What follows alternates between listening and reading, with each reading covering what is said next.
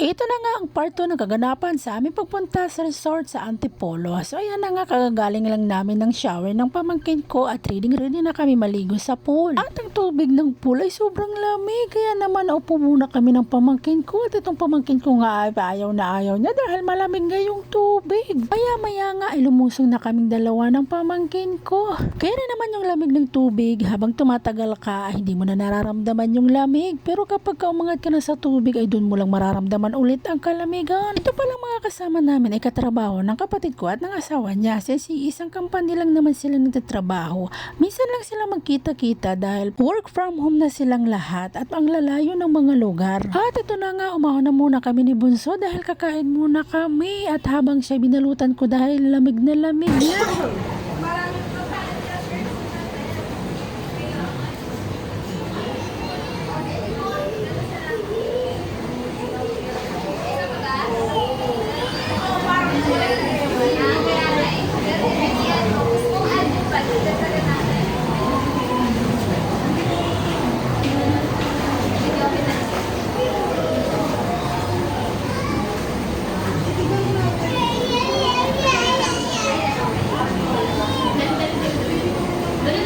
At dahil nasa kanila si Bunso, kami lang muna ni Kuya ngayon at sulong-sulo namin yung pool, o diba? Pero hindi lang nagtagal ang moment namin ni Kuya dahil umiyak na, hinahanap na ang ina. Kaya naman eto, ang person swimming to the max hanggang sa mapagod. At dahil hindi naman ako marunong lumangoy, pagkakataon ko na to para mag-aral lumangoy. Pero parang langoy pala kaata ang nagawa ko.